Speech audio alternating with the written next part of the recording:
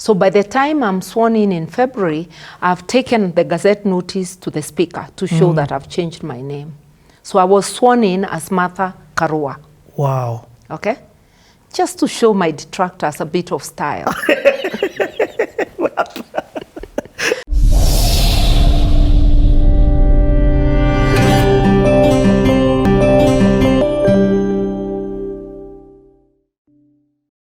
Okay, before consecutively, that, which other women were there in this 92 season? I have won. Charity Ngilu has won Kitui. Wangari Maathai? Nyiva Mwendwa has also won. On Kanu, you know, there are 2 Kituis. Yes, yes. So each one of them has won their own Kitui. There is Kitui West and I don't know Kitui what. So they are both won in Kitui. Kitui is a great place where 2 women have come in.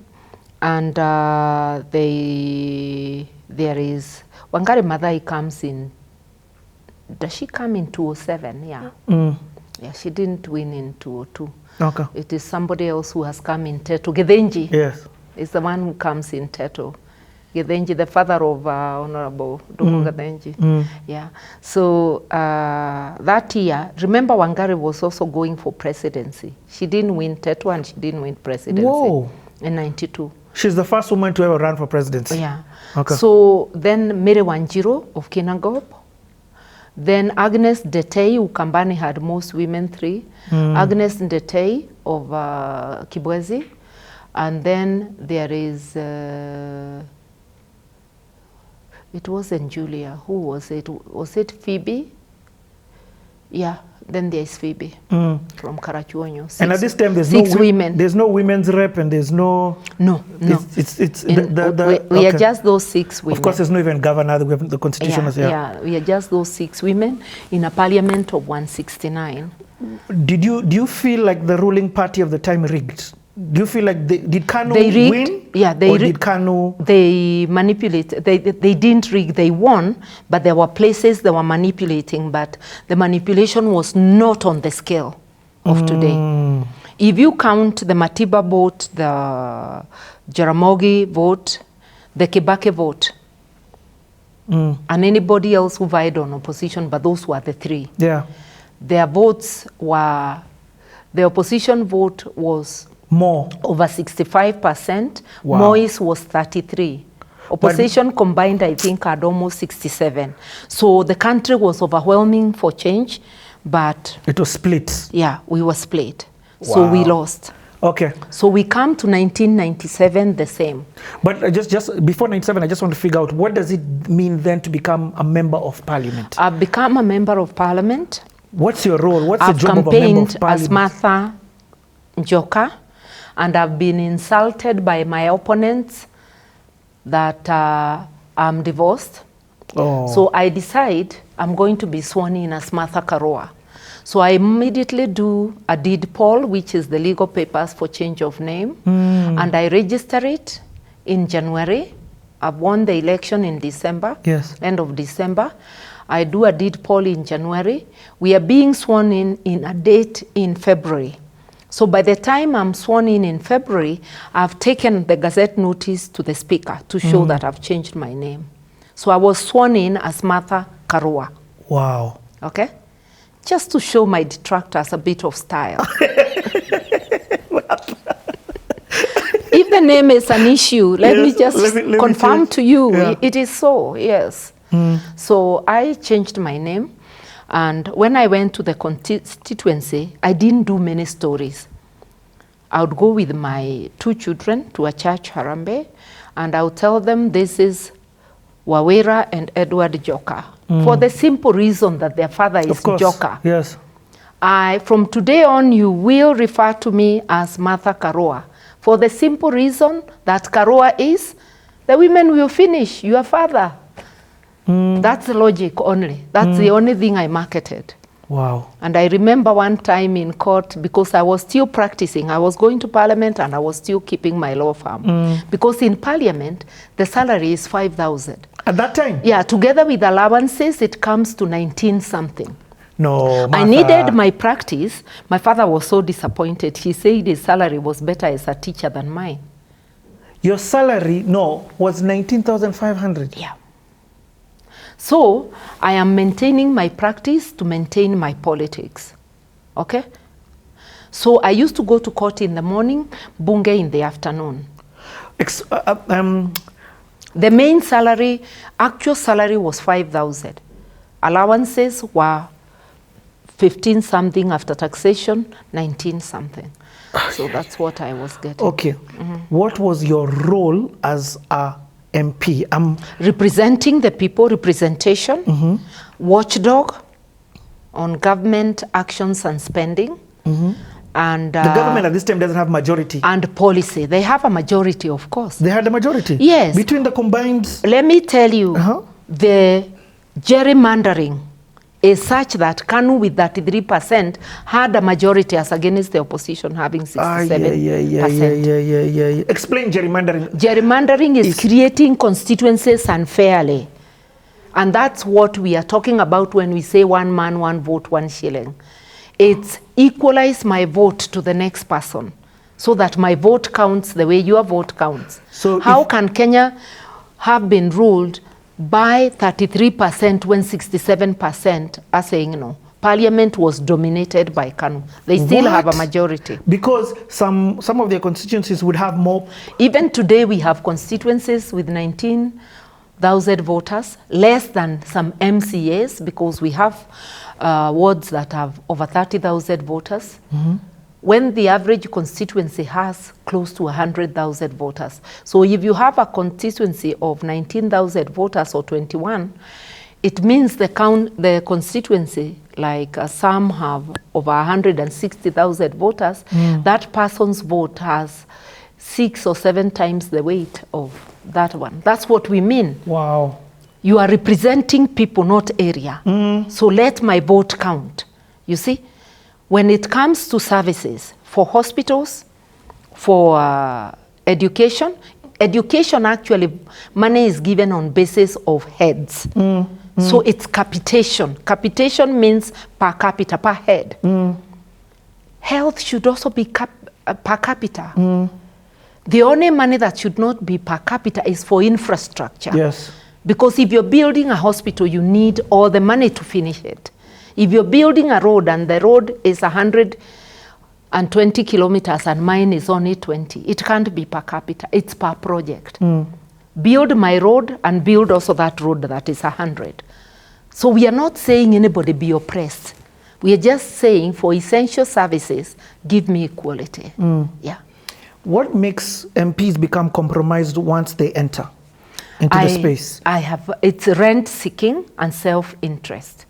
If you're going there to look for personal favor, you will never be able to balance your appetite and the needs of the people. Today's parliament, people are tenderpreneurs. You're looking for government tenders and you already have a salary. How then can you audit that government spending? When you are part of the tenderpreneurs who are scamming the people. If you're an MCA and you have tenders at the county, whether through your wife or directly or through company proxies, how can you be able to audit the governor when you are seeking favors from them? As an MP, you don't declare your wealth when you're entering. Those days we never used to. They declare, but it's sealed in an envelope. It's a zero-sum game.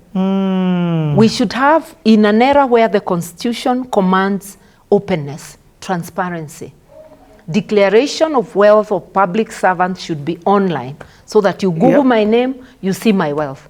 So that as a voter, you are able to monitor how I have jumped to owning things valued at 100 million to $1 billion. You are able to monitor and say this cannot be from salary. Yeah, it's about accountability.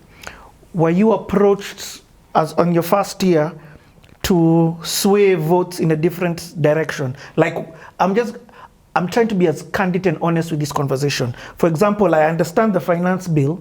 People were being given things under the table for them to therefore say yes, until it has come out in the open and now they are running and hiding. It's not truly about the There was bribery even then, but not on that scale. And being one of the firebrand politicians of my day in that 7th Parliament, 1992 to 1997, I can look at you and tell you nobody approached me. I understand when there was a motion of no confidence against Saitoti, there may be members who were approached. Nobody approached me. Yeah.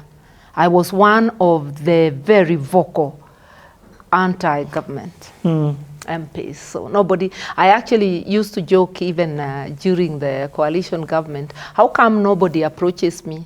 How come no Kanu is not approaching me?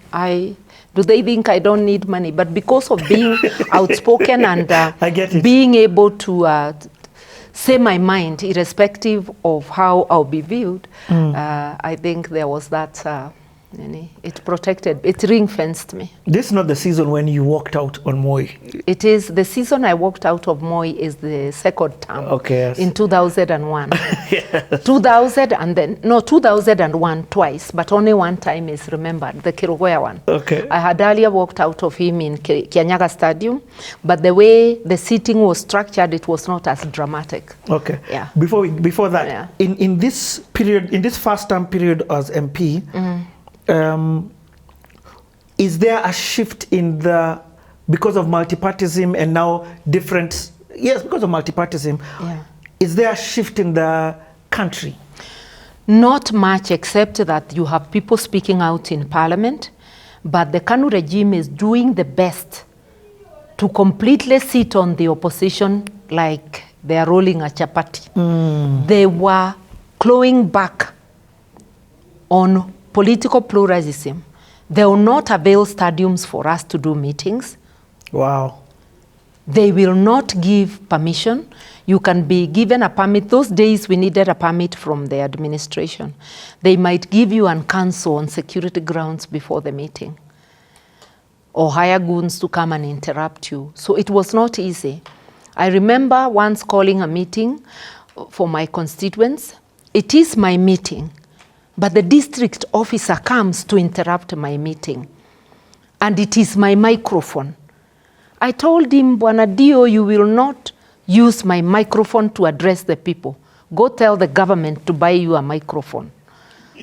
And I tell him, you will not address me in my meeting, people in my meeting. Go call your own barasa. I'm teaching people defiance on the face.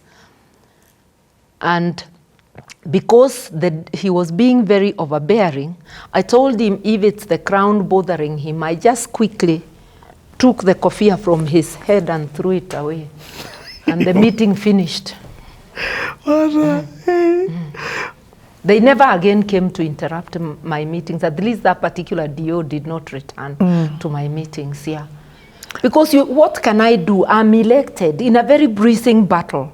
What is this? Sending somebody to obstruct me. There's a time they sent a chief to come and disrupt a harambe I was doing. The DO incident was in my home ward in Kemunye.